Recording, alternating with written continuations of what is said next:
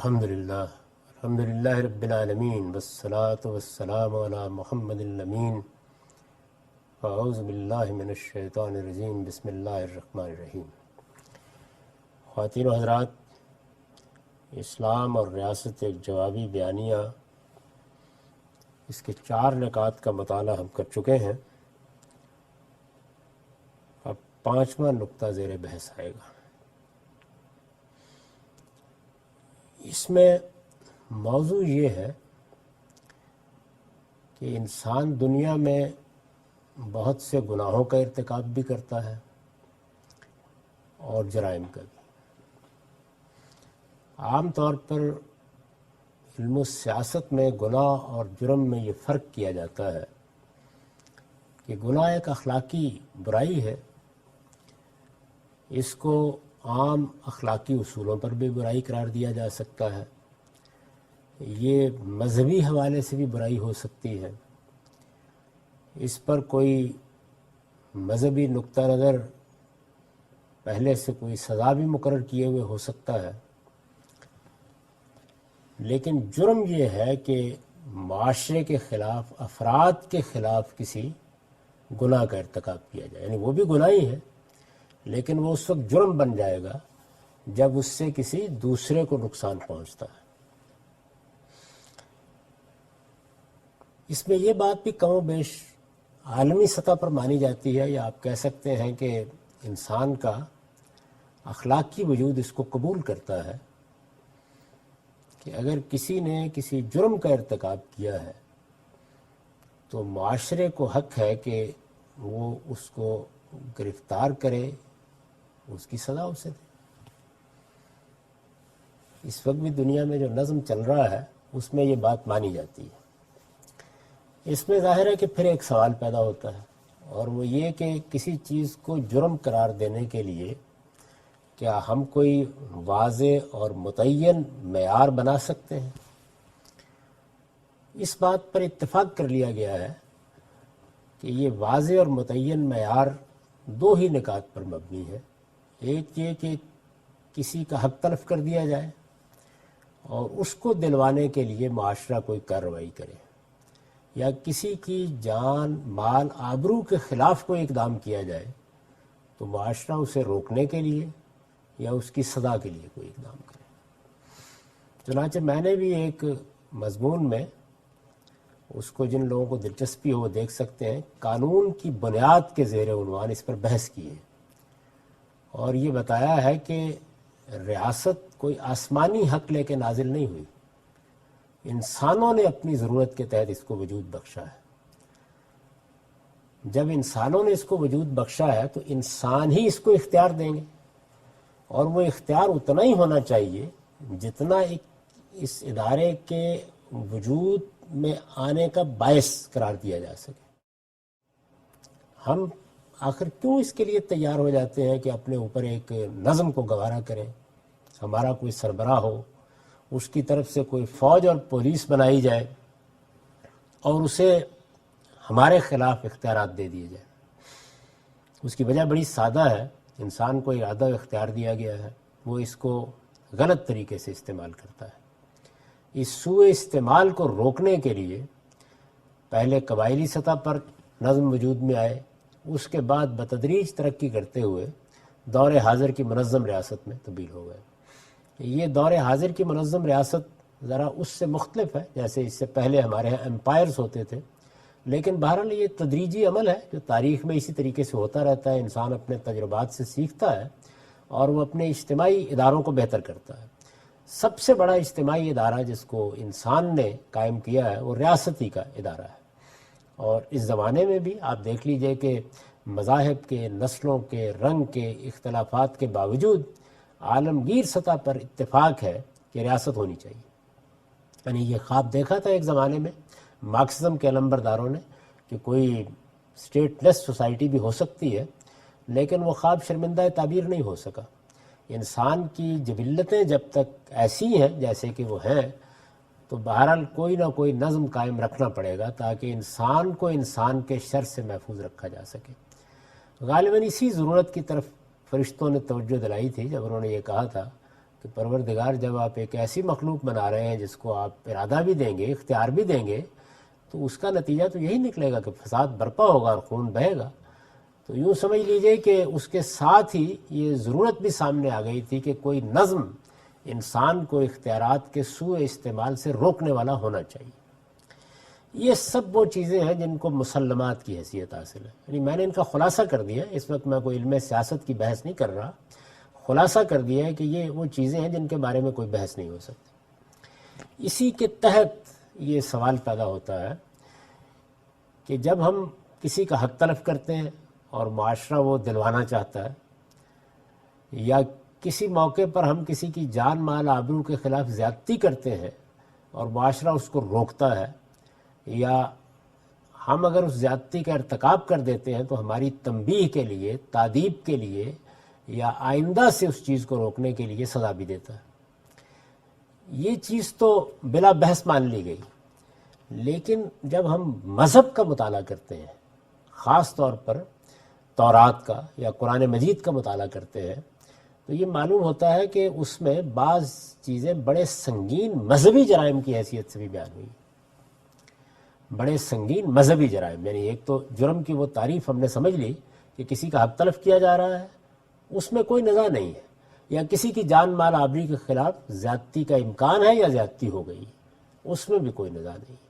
یہ چیزیں بلا نزاع مانی جاتی ہیں، اس کے بارے میں زیادہ لمبی تقریر کرنے کی ضرورت نہیں ہے، لیکن قرآن مجید میں بعض مذہبی جرائم بھی بیان ہوئے ہیں۔ یہ نقطہ ان مذہبی جرائم کے بارے میں کیا رویہ ہونا چاہیے اسے بیان کرتا ہے۔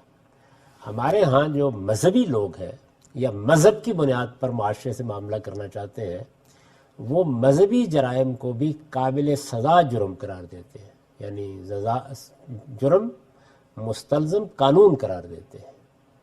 ان کے نزدیک وہ جرائم بھی ایسے جرائم ہیں کہ اگر کوئی مسلمان معاشرہ تنظیم اختیار کرے گا یا ریاست کا نظم قائم کرے گا تو اس کو حق حاصل ہو جاتا ہے کہ وہ ان جرائم کی بھی سزا دے۔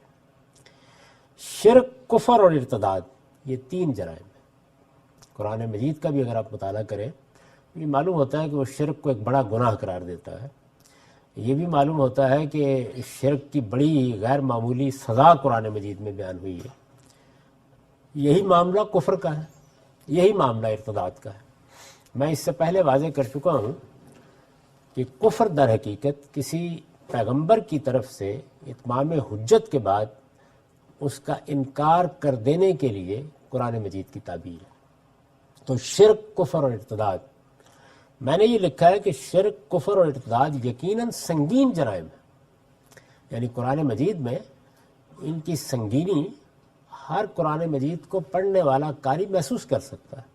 شرک کے بارے میں تو اللہ تعالیٰ نے یہ فرما دیا ہے کہ میں ہر گناہ کو اپنے قانون کے مطابق معاف کر سکتا ہوں، لیکن شرک کو معاف نہیں کروں۔ واضح طریقے پر یہ بات بتا دی ہے۔ کفر کا معاملہ بھی یہ ہے کہ اس پر جگہ جگہ ابدی جہنم کی سزا سنائی گئی ہے، اور ارتداد کچھ نہیں مگر یہ کہ آپ نے کفر سے توبہ کی اور پھر لوٹ گئے۔ یعنی ارتداد اسی چیز کا نام ہے کہ اللہ تعالیٰ کو مان لیا، اللہ کے پیغمبروں کو مان لیا، ان کی طرف سے حجت پوری ہو گئی، انسان نے ان کی دعوت کو قبول کر لیا اور پھر انکار کر دیا، پھر اس کو چھوڑ دیا۔ تو یہ تینوں جرائم یقیناً سنگین جرائم، یعنی اس پہ بحث کا مسئلہ نہیں ہے۔ اس کو قرآن نے بھی سنگین جرم قرار دیا ہے، اور اگر آپ ایک رشتے کو تسلیم کر لیں علم و عقل کی روشنی میں، یعنی خدا کا رشتہ، تو شرک کیا ہے؟ یہ خدا کی حق تلفی ہے۔ خدا کا حق ہے کہ اس کے ساتھ کسی اور کو شریک نہ ٹھہرایا جائے، یہ اس کی حق تلفی ہے۔ یہ بالکل ایسے ہی ہے کہ آدمی اپنے ماں باپ کے ساتھ کسی اور کو ماں باپ مان لے، اس کو کسی حال میں بھی گوارا نہیں کیا جا سکتا۔ یعنی اس جرم میں چونکہ اللہ کی حق تلفی ہوئی ہے، تو فطری طور پر انسان یہ محسوس کرتا ہے کہ اگر ماں کا حق تلف کرنے پر، باپ کا حق تلف کرنے پر، معاشرے میں کسی شخص کا حق تلف کرنے پر سزا دی جا سکتی ہے، تو شرک بھی تو خدا کی حق تلفی ہے۔ اچھا، کفر اس کے مقابلے میں سرکشی ہے، اس سے بھی آگے بڑھ کر، یعنی وہی چیز ہے جس کو قرآن مجید میں بیان کیا ہے کہ وہ لوگ جو اللہ کی حجت پوری ہونے کے باوجود کفر کا ارتکاب کرتے ہیں وہ مستکبر ہیں، یعنی وہ تکبر پہ کھڑے ہیں، سرکش ہو گئے ہیں، اور اونٹ سوئی کے ناکے میں داخل ہو سکتا ہے، کوئی مستکبر جنت میں نہیں جا سکتا۔ اس پر بھی بڑی سنگین سزا کا اعلان کر دیا ہے۔ ارتداد کے بارے میں بھی قرآن مجید نے یہ کہا ہے کہ یہ ایک بدترین رویہ ہے، اور ظاہر ہے کہ اگر کوئی آدمی ارتداد اختیار کرتا ہے تو وہ ایک لحاظ سے اسلام میں آنے کے بعد پھر کفر ہی کی طرف لوٹ جاتا ہے۔ تو اگر دیکھیے تو وہ ایک مرتبہ پھر جانتے بوجھتے کفر کا ارتکاب کرتا ہے، یعنی اب تو یہ بھی نہیں کہا جا سکتا کہ اس نے یہ جانتے بوجھتے نہیں کیا، سوچ سمجھ کر ایک مذہب کو چھوڑ دیا اس نے۔ شرک، کفر اور ارتداد یقیناً سنگین جرائم ہے۔ اگر یہ سنگین جرائم ہے تو یہ سوال پیدا ہوتا ہے کہ کیا اس کی سزا دینے کا حق مجھے، آپ کو، کسی معاشرے کو، کسی نظم ریاست کو ہے؟ یہ ہے سوال۔ ہمارے ہاں عام طور پر یہ بات مانی جاتی ہے کہ ہے۔ میں اس پر بڑی تفصیل کے ساتھ گفتگو کر چکا ہوں۔ ہماری فقہ کچھ حدود شرائط کے ساتھ اس کو مانتی ہے۔ ارتداد کے بارے میں تو یہ معلوم ہے کہ سبھی لوگ یہ کہتے ہیں کہ اسلام میں ارتداد کی سزا قتل مقرر کی گئی ہے، یعنی اگر کوئی شخص مذہب کو چھوڑ دے گا، اسلام کو چھوڑ دے گا اور کفر اختیار کر لے گا، اور کفر کا مطلب یہ ہے کہ اسلام کو چھوڑ کر مسیحیت اختیار کر لی، بدھ مت اختیار کر لیا، ہندو مت اختیار کر لیا، لا مذہب ہو گئے، کفر اختیار کر لے گا، تو اس کو قتل کر دیا جائے گا، اور یہ حق معاشرے کو دیا گیا ہے۔ یہ ہماری فقہ مانتی۔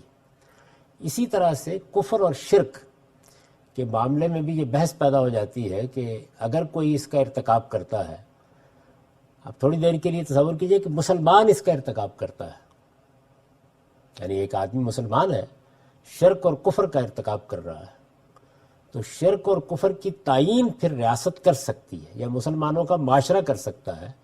وہ یہ متعین کرے گا کہ یہ کفر ہے۔ کفر ہے تو اس کا مطلب یہ ہے کہ مسلمان نے ارتداد اختیار کر لی ہے۔ اچھا، اس نے اگر شرک کو اختیار کر لیا اور شرک کے معاملے میں بھی ریاست اس نتیجے پر پہنچ جاتی ہے کہ یہ شرک ہے، تو اس کے معنی بھی یہ ہے کہ اس نے ارتداد اختیار کر لی ہے، اور ارتداد کی سزا پہلے سے قتل موجود ہے۔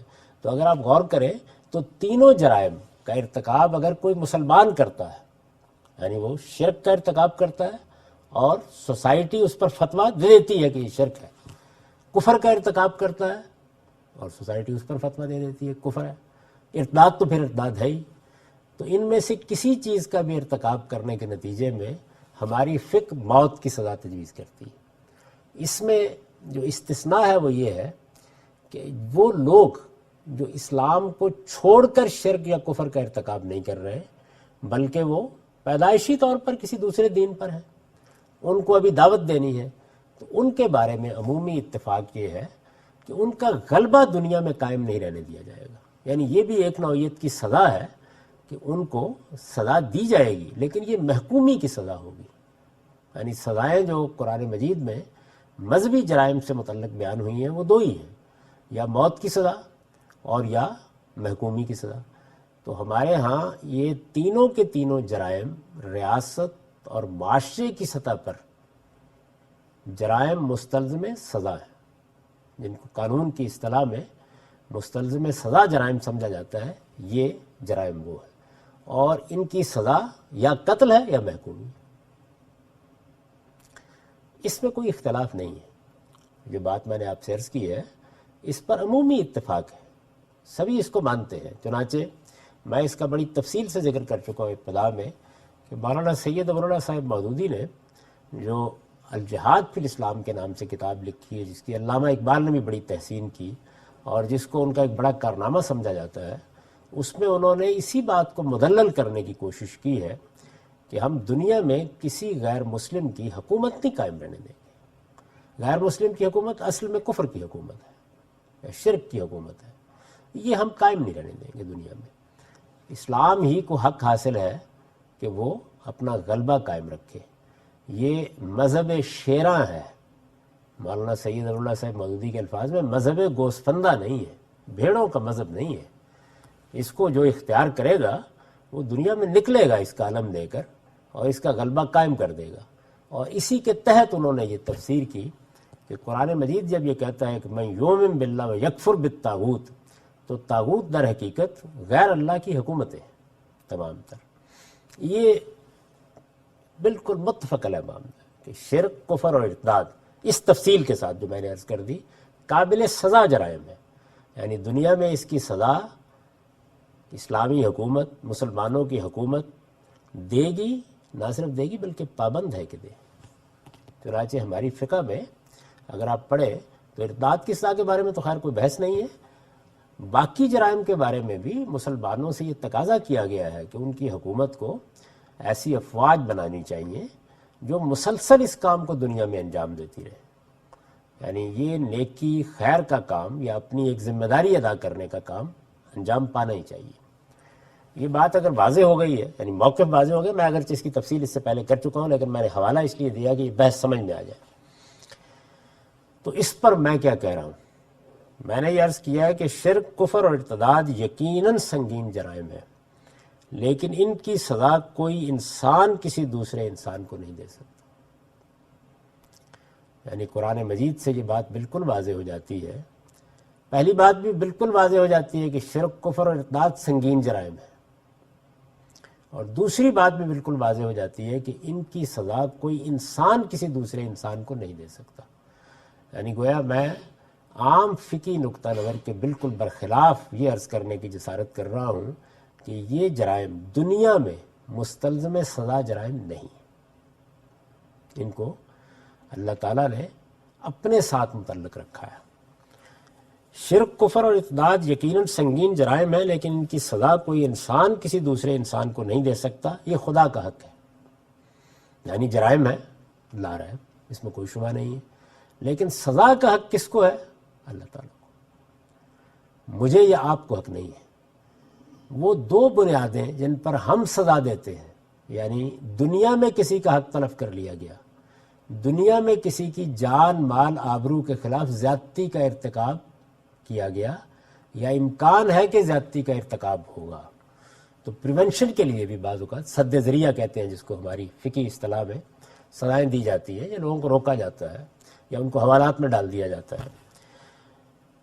یہ جرائم شرک، کفر اور ارتداد، ان کی سزا بھی ملے گی، دنیا میں بھی ملتی ہے، آخرت میں بھی ملے گی، لیکن یہ خدا کا حق ہے۔ یعنی میں انکار اس سے نہیں کر رہا کہ یہ قابل سزا جرم نہیں ہے، یہ انسانیت کی سطح پر قابل سزا نہیں ہے، یعنی ان کی سزا اللہ تعالیٰ دیں گے، قیامت میں بھی ان کی سزا وہی دے گا، اور دنیا میں بھی اگر کبھی چاہے تو وہی دیتا ہے۔ یعنی قیامت کی سزا تو قرآن مجید میں جگہ جگہ بیان ہوئی، یعنی شرک اور کفر یہی جرائم ہیں جن کے اوپر قرآن مجید بڑی تفصیل سے سزاؤں کو بیان کرتا ہے۔ آخرت کی سزائیں اصلاً انہی چیزوں سے متعلق ہیں۔ بعض جرائم حق تلفی کی نوعیت کے بھی ایسے ہیں جن پر سنگین سزائیں سنائی گئی، جیسے قتل ہے مثال کے طور پر، یا بدکاری ہے، لیکن شرک کی سزا، کفر کی سزا قرآن مجید نے جگہ جگہ بیان کی۔ قیامت میں بھی ان کی سزا وہی دے گا، اور دنیا میں بھی اگر کبھی چاہے تو وہی دیتا ہے۔ قیامت کا معاملہ اس وقت موضوع بحث نہیں ہے، یعنی اس پر مجھے کوئی یہاں تفصیلی گفتگو کی ضرورت نہیں ہے، اس لیے کہ اس پر سب کا اتفاق ہے، میرا بھی اتفاق ہے۔ قرآن مجید کے صفحے صفحے پر، سطر سطر میں، آیت آیت میں یہ چیز بیان ہوئی ہے۔ اسی پر در حقیقت مذہب کی پوری دعوت مبنی ہے، یعنی اللہ کے پیغمبر اسی لیے آئے ہیں کہ لوگوں کو شرک اور کفر سے بچائیں، اسی لیے آئے ہیں کہ اس پر چونکہ اللہ تعالیٰ نے بڑی سخت سزا دینے کا اعلان کر رکھا ہوا ہے تو لوگ اس سزا سے بچ جائیں۔ رسالت میں آپ صلی اللہ علیہ وسلم نے بھی اپنا اور ہمارا تعلق بیان کرتے ہوئے یہی کہا تھا کہ تم آگ کے گڑھے میں گرنے کے لیے بیتاب ہو اور میں پیچھے سے پکڑ کے کھینچ رہا ہوں، تو اس لیے اس میں تو کسی بحث کی ضرورت نہیں ہے۔ قیامت کا معاملہ اس وقت موضوع بحث نہیں ہے۔ دنیا میں اس کی صورت یہ ہوتی ہے کہ اللہ تعالیٰ جب کسی قوم میں اپنی عدالت کے ظہور کا فیصلہ کر لیتے ہیں تو اس کی طرف اپنا رسول بھیجتے ہیں، عدالت کے ظہور کا فیصلہ کر لیتے ہیں، یعنی یہ بتانا چاہتے ہیں کہ میں جو اپنے پیغمبروں کی وساطت سے بار بار توجہ دلا رہا ہوں کہ میری عدالت قیامت میں برپا ہوگی۔ سورہ فاتحہ ہم پڑھتے ہیں تو اللہ تعالیٰ کی صفات کا ذکر کرتے ہوئے الحمدللہ رب العالمین الرحمن الرحیم، اس کے بعد مالک یوم الدین، یعنی وہ بدلے کے دن کا مالک ہے۔ تو پیغمبر اسی کی منادی کرنے کے لیے آتے ہیں کہ ایک دن یہ ساری بادشاہی ختم ہو جائے گی اور بالکل بے یار و مددگار شاہ و گدا اس پروردگار کی عدالت میں کھڑے ہوں گے اور وہاں فیصلہ سنایا جائے گا۔ یہ جرائم ہیں جو سب سے بڑھ کر وہاں موضوع بنیں گے اور اللہ تعالیٰ ان کی سزا دیں گے۔ تو قیامت کے معاملے میں تو یہ بحث نہیں ہے، لیکن یہ عدالت جو قیامت میں ظہور پذیر ہونی ہے، اس عدالت کو اللہ تعالیٰ دنیا میں بھی کبھی کبھی دکھاتے ہیں۔ کیوں دکھاتے ہیں اس پر میں بہت تفصیل سے گفتگو کر چکا ہوں۔ یعنی گویا یہ اتمام حجت کا ذریعہ بنتی ہے۔ اللہ نے عقل دی، علم دیا، شعور دیا، اس کی بنیاد پر مصلحین نے، مجددین نے آ کر لوگوں کو متربع کیا، انبیاء نے آ کر دعوت دی، انسان نہیں مانتا تو اس کو پھر دنیا میں اس عدالت کا ظہور دکھا دیا جاتا ہے۔ اس کے بعد میں نے اس کو تعبیر کیا میزان میں کہ یہ بالکل ایسے ہی ہے جیسے سائنس میں ایک سائنسدان بہت سے شواہد نظائر پیش کرنے کے بعد اپنا مدعا بیان کرتا ہے اور پھر اس کو معمل میں، لیبارٹری میں میز کے اوپر لا کے دکھا دیتا ہے۔ تو یہ بالکل ایسے ہی ہے، یعنی اللہ تعالیٰ بھی ایسے ہی کرتے ہیں۔ وہ عدالت جس کے لیے عقلی دلائل دیے جا رہے تھے، اب اسے ایک محسوس واقعہ بنا دیا جاتا ہے، ہو جاتی ہے، انسان اس کو دیکھ لیتا ہے۔ دنیا میں اس کی صورت یہ ہوتی ہے کہ اللہ تعالیٰ جب کسی قوم میں اپنی عدالت کے ظہور کا فیصلہ کر لیتے ہیں تو اس کی طرف اپنا رسول بھیجتے ہیں۔ یہ رسول اس قوم پر اتمام حجت کرتا ہے، یہاں تک کہ کسی کے پاس خدا کے حضور میں پیش کرنے کے لیے کوئی عذر باقی نہیں رہتا۔ اس کے بعد خدا کا فیصلہ صادر ہے، اور جو لوگ اس طرح اتمام حجت کے بعد بھی کفر و شرک پر اصرار کریں، جو لوگ اس طرح اتمام حجت یعنی جو طریقہ بیان کیا گیا ہے کہ اللہ کا رسول آیا، اس کی طرف سے حق واضح کر دیا گیا، کسی کے پاس کوئی عذر باقی نہیں رہا، جو لوگ اس طرح اتمام حجت کے بعد بھی کفر و شرک پر اصرار کریں انہیں اسی دنیا میں سزا دی جاتی ہے۔ یہ ایک سنت الہی ہے، یعنی اللہ تعالیٰ کا طریقہ ہے۔ اللہ تعالیٰ جس طریقے سے انسانوں کے ساتھ معاملہ کرتے ہیں اس کو قرآن مجید میں سنت اللہ سے تعبیر کیا گیا، اللہ کی سنت، اللہ کا طریقہ۔ یہ ایک سنت الہی ہے جسے قرآن نے اس طرح بیان فرمایا ہے کہ ہر قوم کے لیے ایک رسول ہے، پھر جب ان کا رسول آ جاتا ہے تو ان کے درمیان انصاف کے ساتھ فیصلہ کر دیا جاتا ہے اور ان پر کوئی ظلم نہیں کیا جاتا۔ یہ سورہ یونس میں جو قرآن مجید کی 10ویں سورہ ہے، 47 نمبر آیت کا ترجمہ ہے۔ اس میں یہ واضح کر دیا گیا ہے کہ فَإِذَا جَاءَ رَسُولٌ قُضِيَ بَيْنَهُم بِالْقِسْطِ وَهُمْ لَا يُظْلَمُونَ۔ گویا یہ ایک قاعدہ کلیہ ہے، اللہ کی سنت ہے، اور بعض جگہوں پر بڑی صراحت کے ساتھ یہ کہا ہے کہ لن تجد لسنت اللہ تبدیلا، اللہ کی سنت میں تم کبھی کوئی تبدیلی نہیں دیکھو گے۔ جب بھی رسول آئے گا اللہ کی عدالت کا ظہور ہوگا اور پھر اللہ تعالیٰ کفر اور شرک کی سزا دیں گے اسی دنیا میں۔ اس کی نوعیت بالکل وہی ہے، یعنی یہ کس نوعیت کا معاملہ ہے جو اللہ تعالیٰ کرتے ہیں؟ میں نے عرض کیا سنت الہی ہے، اللہ کا طریقہ ہے، لیکن کس نوعیت کا معاملہ ہے سمجھانے کے لیے میں نے چند مثالیں دی۔ اس کی نوعیت بالکل وہی ہے جو اسماعیل علیہ السلام کی قربانی اور واقعہ خضر میں ہمارے سامنے آتی ہے۔ یعنی دیکھیں نا، اللہ تعالیٰ اپنے پیغمبر کو ایما فرماتے ہیں جس سے وہ یہ مطلب سمجھتے ہیں کہ مجھے اپنے بیٹے کو قربان کر دینا چاہیے۔ اب یہ کام میں تو نہیں کر سکتا، یعنی ایک پیغمبر کے ساتھ ایک معاملہ اللہ تعالیٰ نے کیا ہے، مجھے اگر خواب میں ایسا کوئی اشارہ ہو تو میں یہ کام نہیں کر سکتا۔ یہ میں فرق سمجھا رہا ہوں کہ اللہ تعالیٰ کے جو خاص معاملات ہوتے ہیں ان میں اور عمومی قوانین میں کیا فرق ہے۔ اس کی نوعیت بالکل وہی ہے جو اسماعیل علیہ السلام کی قربانی اور واقعہ خضر میں ہمارے سامنے آتی ہے، اس کا عام انسانوں سے کوئی تعلق نہیں ہے۔ وہاں بھی دیکھیے، یعنی وہ یہ کہتے ہیں، خضر کا نام روایتوں میں آ گیا ہے، میں نے اپنا نقطہ نظر بیان کر دیا ہے کہ اللہ تعالیٰ کے فرشتوں میں سے ایک فرشتے، کارکنان قضاء و قدر میں سے ایک کارکن تھے، اور اللہ تعالیٰ نے جو کچھ فرشتے ان کے حکم کے تحت کر رہے ہیں اس سے پردہ اٹھا دیا تھوڑی دیر کے لیے، اور یہ بتا دیا کہ معاملات اس طرح سے ہو رہے ہیں۔ تو انہوں نے ایک بے گناہ کو بظاہر یعنی مستقبل کے اندیشے سے قتل کر دیا۔ بیان ہوا ہے نا قرآن مجید میں، نفس زکیہ، قرآن مجید بھی یہ تعبیر اختیار کرتا ہے۔ بظاہر کوئی جرم نہیں کیا، وہ کوئی ایسا معاملہ نہیں کر بیٹھا تھا کہ جو سامنے آ گیا ہو، انہوں نے کہا کہ اس کا اندیشہ تھا کہ یہ اپنے والدین کے لیے ایک مصیبت بن جائے گا، تو اللہ تعالیٰ نے اس کو ختم کر دیا اور اب انہیں نیول بدل دیا جائے گا اس کا۔ اچھا، یہ ایک معاملہ کیا گیا ہے۔ میں اٹھوں اور میں یہ کہوں کہ میں نے اپنے علم سے اندازہ کر لیا ہے کہ یہ فلاں بچہ والدین کے لیے بہت خطرناک ثابت ہونے والا ہے، اس لیے میں بھی اس کو قتل کر دیتا ہوں۔ اس کا عام انسانوں سے کوئی تعلق نہیں ہے۔ ہم جس طرح کسی غریب کی مدد کے لیے اس کی اجازت کے بغیر اس کی کشتی میں شگاف نہیں ڈال سکتے، وہ ڈال دیا تھا انہوں نے۔ کسی بچے کو والدین کا نافرمان دیکھ کر اس کو قتل نہیں کر سکے، نافرمان دیکھ کر بھی، وہاں تو اندیشے کی بنیاد پر ہو گیا، نافرمان دیکھ کر بھی اس کو قتل نہیں کر سکتے۔ اپنے کسی خواب کی بنیاد پر ابراہیم علیہ السلام کی طرح اپنے بیٹے کے گلے پر چھری نہیں رکھ سکتے، اسی طرح کسی شخص کو اس کے شرک، کفر یا ارتداد کی سزا بھی نہیں دے سکتے۔ یعنی یہ جرائم اپنی جگہ، لیکن ان کی سزا کا حق اللہ تعالیٰ نے اپنے ہی پاس رکھا ہے، اللہ یہ کہ وحی آئے، یعنی اللہ تعالیٰ پھر ایک مرتبہ وحی کا سلسلہ شروع کر دے اور خدا اپنے کسی رسول کے ذریعے سے براہ راست اس کا حکم دے۔ یعنی انسانوں کے ذریعے سے بھی یہ کرایا جاتا ہے، لیکن اللہ تعالیٰ پھر اس کا براہ راست حکم دیتے ہیں۔ ان کے عمومی قانون اور ان کی شریعت میں اس کی گنجائش نہیں ہے، وہاں براہ راست حکم دیں گے۔ اور براہ راست حکم اللہ تعالیٰ کیسے دیتے ہیں؟ اپنے کسی رسول کی وساطت سے۔ ہر شخص جانتا ہے کہ رسول اللہ صلی اللہ علیہ وسلم کے بعد اس کا دروازہ ہمیشہ کے لیے بند ہو چکا ہے۔ میں نے اس کی زیادہ توضیح نہیں کی، اس کی وجہ یہ ہے کہ تمہیدی مباحث میں جہاں میں نے امام حمید الدین فراہی کا تعارف کرایا ہے، وہاں میں بیان کر چکا ہوں کہ یہی وہ شاہ کلید ہے جس سے یہ مسئلہ حل ہوا ہے۔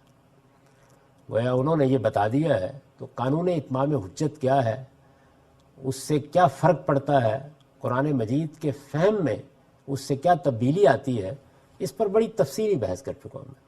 یہ مباحث میرے بہت سے لیکچرز میں بھی موجود ہیں اور بہت سی جگہوں پر میں نے میزان میں بھی اس پر تفصیلی بحث کی ہے، اس کو سنا بھی جا سکتا ہے، پڑھا بھی جا سکتا ہے۔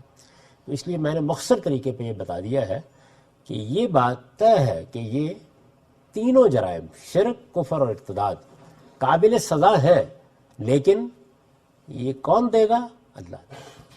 اللہ تعالیٰ قیامت میں دے گا، قرآن مجید میں بیان ہوا ہے۔ وہ عفو درگزر فرمائے، معاف کر دیں، یہ ان کا حق ہے، لیکن اللہ تعالیٰ دے گا۔ دنیا میں بھی اللہ تعالیٰ دیتا ہے، اس کی صورت کیا ہوتی ہے وہ میں نے عرض کر دی، یعنی رسولوں کے ذریعے سے اس کا نفاذ کیا جاتا ہے، وہ میرے ذریعے سے نہیں ہو سکتا، اور کوئی بھی خدائی فوجدار کی جگہ پر مامور نہیں ہے۔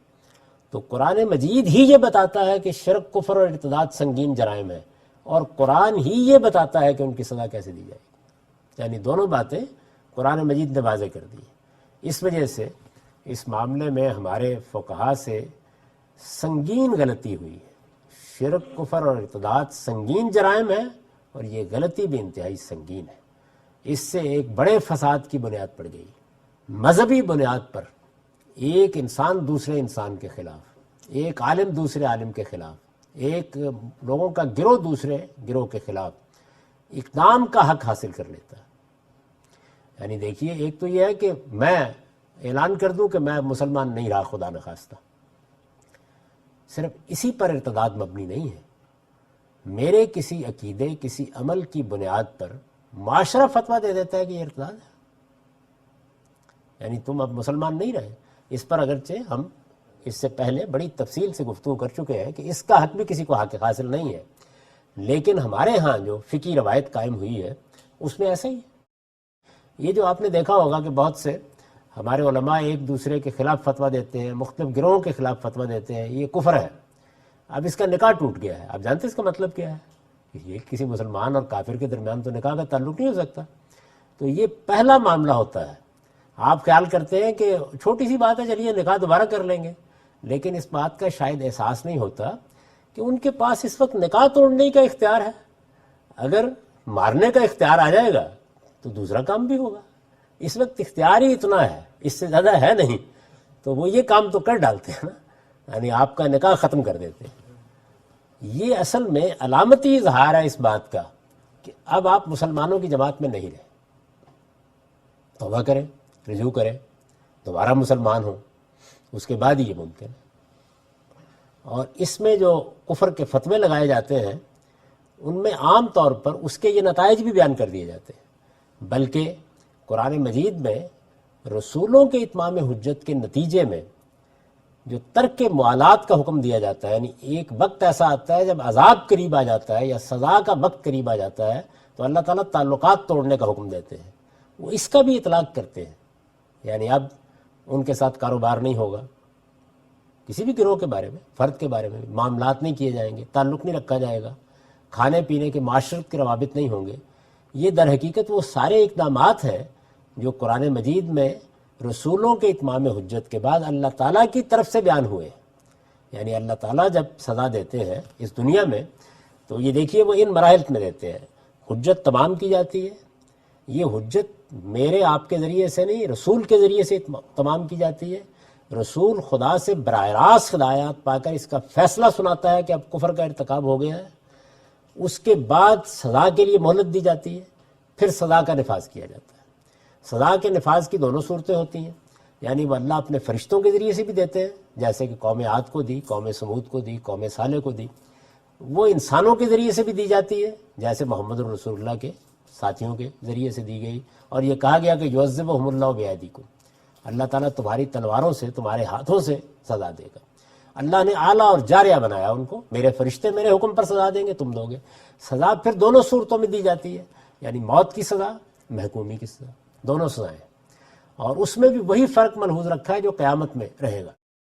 قیامت میں یہ بتایا گیا ہے کہ اگر کسی نے جانتے بوجھتے شرک کا ارتکاب کیا ہے تو پھر کوئی امکان نہیں معافی کا۔ چنانچہ یہاں بھی مشرکین کو، یعنی وہ لوگ کہ جو شرک کا اقرار کرتے ہوئے مذہب کی حیثیت سے شرک کو اختیار کر لیتے ہیں، ان کو موت ہی کی سزا دی گئی ہے۔ جو مشرک نہیں ہے، توحید کو ماننے والے ہیں، تو جیسے وہاں اعلان کیا گیا کہ قیامت میں ان کے ساتھ عفو درگزر کا معاملہ ہوگا، یہاں بھی ایسا ہی کیا گیا ہے کہ ان کو محکومی کی سزا دی گئی ہے۔ تو سزائیں بھی دونوں ہیں، اور یہ فرشتوں کے ذریعے سے بھی دی جاتی ہیں اور انسانوں کے ذریعے سے بھی، جیسے صحابہ کرام کے ذریعے سے دی گئی۔ یہ صرف اللہ کا حق ہے۔ دنیا میں نے عرض کر دیا کہ وہ کس طرح دیتا ہے، قیامت میں بھی دے گا۔ انسانوں کا حق نہیں ہے۔ ہمارے فقہا کی یہ غلطی ہے کہ جو اس وقت پوری دنیا میں ایک مسئلہ بن گئی، یہ جو مذہبی تفریق مرنے مارنے پر پہنچ جاتی ہے، اس کی وجہ بھی یہی ہے۔ یعنی اس کے بعد صرف اتنا ہی مسئلہ رہ جاتا ہے باقی کہ کون سی اتھارٹی دے گی۔ یعنی یہ تو طے ہو گیا نا کہ شرک بھی جرم مستلزم سزا ہے، کفر بھی جرم مستلزم سزا ہے، ارتداد بھی جرم مستلزم سزا ہے، یہ فیصلہ ہو گیا۔ اب یہ فیصلہ ہو جانے کے بعد دے گا کون؟ اس پر تو سب کا اتفاق ہے کہ مسلمانوں کی ایک منظم ریاست دے گی، اس کا حق ہے، بلکہ اس کا فرض ہے۔ یعنی جہاد بھی اس کا فرض ہے تاکہ وہ غیر مسلموں کو محکوم بنا کر رکھے، اور ارتداد کی سزا دینا بھی اس کا فرض ہے۔ ارتداد کو ہماری فقہ من جملہ حدود شامل کرتی ہے۔ اس وقت ملیشیا میں جو مذہبی لوگ ہیں، یہاں تو ایک بڑی منظم مذہبی جماعت بھی موجود ہے، وہ حدود کے نفاذ کی مہم چلا رہی ہے، کئی برس سے چل رہی ہے۔ تو اگر آپ یہاں مسجدوں میں جائیں گے تو جو مسجدیں زیادہ تر ان لوگوں کے اہتمام میں ہیں، اگرچہ ان پر بھی ریاست کا کنٹرول ہے، لیکن ریاست اس معاملے میں مداخلت نہیں کر رہی، وہاں بڑے بڑے چارٹ آپ کو لگے ہوئے ملیں گے جن میں 7 حدود لکھے ہوئے، 5 سے تو ہم واقف ہیں، یعنی میں نے بھی بیان کیا ہے ان کو۔ محاربہ اور فساد کی سزائیں قرآن نے بیان کی ہیں، زنا کی سزا قرآن نے بیان کی ہے، چوری کی سزا قرآن نے بیان کی ہے، قتل کی سزا قرآن نے بیان کی ہے، قذف کی سزا قرآن نے بیان کی ہے۔ یہ 5 تو واضح ہیں، 2 اس کے ساتھ مزید، ایک شراب نوشی اور دوسرے ارتداد۔ تو سب سے زیادہ تباہش جس چیز سے ہے سوسائٹی کو، وہ ارتداد کی سزا ہے، اس لیے کہ جدید ذہن تو اس کو سننے کے لیے بھی تیار نہیں ہے کہ کسی آدمی کے مذہب چھوڑ دینے کے نتیجے میں آپ اس کی گردن مار دیں گے، یعنی کوئی اور سزا دینا نے جس جگہ اس غلطی کے نتیجے میں صورتحال پہنچا دی ہوئی ہے۔ یہی وجہ ہے کہ اس وقت اسلامی حکومت لوگوں کے لیے ایک ڈراؤنا خواب بن کے رہ گئی، یعنی ان کو یہ محسوس ہوتا ہے کہ جیسے ہی علماء کے پاس اقتدار آئے گا تو اس کے بعد عدالتیں لگ جائیں گی، یعنی صرف وہ ان جرائم پر تو اتفاق ہے جن کا ذکر میں پہلے کر چکا کہ جن میں کسی کی حق تلفی ہوتی ہے، ریاست وجود میں آتی ہے اس لیے، لیکن یہ اس کی سزائیں بھی دیں گے، شرک کی بھی دیں گے، کفر کی بھی دیں گے، ارتداد کی سزائیں بھی دیں گے۔ یہ ظاہر ہے مذہبی جرائم ہے اگر آپ غور کریں، یعنی ہر لحاظ سے مذہبی جرائم ہے، اور اس کے نتیجے میں ایک تصور پیدا ہوتا ہے کہ کچھ لوگ خدائی فوجدار ہیں جن کو اصل میں ہمارے اوپر یہ حق دے دیا گیا ہے کہ وہ ہمارا محاسبہ کریں، گویا ایک اخلاقی احتساب قائم کرنے کا حق ان کو دیا گیا ہے، اور مذہبی جرائم کی سزا وہ اسی طرح دیں گے جس طرح اللہ تعالیٰ دے گا۔ یہ وہ چیز ہے جس کو میں نے واضح کیا۔ میں نے یہ عرض کیا ہے کہ یہی وہ سب سے بڑا مسئلہ ہے جو اس وقت مسلمانوں کی سیاست اور مسلمانوں کی تہذیب کا المیہ بن گیا ہے۔ یہ حقیقت ہے کہ اس کو اب بیان کرنا لوگوں کے لیے مشکل ہو رہا ہے، بہت ذکر بھی نہیں کرتے۔ یہاں تو خیر ہو رہا ہے برملا، ہمارے یہاں زیادہ ذکر نہیں کرتے، بلکہ ضیاء الحق صاحب کے زمانے میں جو حدود نافذ کیے گئے ان میں بھی اس کا ذکر نہیں کیا گیا، لیکن بہرحال یہ مسئلہ ایسے ہی موجود ہے۔ جب آپ پوچھیں گے تو یہ بتایا جائے گا۔ اب جو میں نے کہا تھا کہ جو ہمارا مذہبی بیانیہ ہے تو اس میں یہ چیز پڑھائی جائے گی نا، یہ بتایا جائے گا کہ شرک، کفر، ارتداد قابل سزا جرائم۔ بحث صرف اس میں ہوتی ہے کہ وہ اتھارٹی کون سی ہے۔ تو ایک گروہ مثال کے طور پر داعش کی حیثیت سے دولت اسلامیہ قائم کر لیتا ہے، وہ کہتا ہے کہ میرے پاس اتھارٹی آ گئی ہے۔ ایک گروہ طالبان کی حکومت قائم کر لیتا ہے، وہ یہ کہتا ہے کہ میرے پاس اتھارٹی آ گئی ہے۔ اچھا، ایک منظم گروہ کسی خاص علاقے میں بغاوت کر کے اپنے ہاں ایک ڈھیلا ڈالا نظم قائم کر لیتا ہے، جیسا بھی آپ کہہ سکتے ہیں، وہ بھی کہتا ہے کہ میرے پاس اتھارٹی آ گئی ہے۔ تو یہاں اصل میں جو بحث اس وقت ہے وہ یہ نہیں ہے کہ یہ جرائم قابل سزا نہیں ہے، بحث اس پر ہے کہ ان جرائم کی سزا دینے والی اتھارٹی کیا وجود میں آ گئی ہے۔ تو ہمارے ہاں اگر فرض کر لیجئے کہ جن لوگوں سے یہ تقاضا کیا جاتا ہے، بہت سے لوگ تقاضا کرتے ہیں علماء سے کہ جوابی بیانیہ پیش فرمائیے، تو جوابی بیانیہ وہ کیا پیش فرمائیں؟ وہ یہی کہیں گے کہ یہ بات تو بالکل صحیح کہہ رہے ہیں، ان جرائم کی سزا انسانوں کو ملنی چاہیے، لیکن ان کو دینے کے لیے ابھی وقت نہیں آیا یا ابھی ہماری حکومت قائم نہیں ہوئی۔ تو معاملہ مؤخر ہو جائے گا، یا حکومت ہے یا نہیں ہے اس پہ بحث ہو جائے گی، اس کے سوا کوئی اور بات کہی نہیں جا سکتی، کیونکہ یہ چیزیں طے ہیں۔ ان کو جس بنیاد پر چیلنج کیا ہے مدرسہ فراہی کے علماء نے، میں اس کی تفصیل بیان کر چکا ہوں۔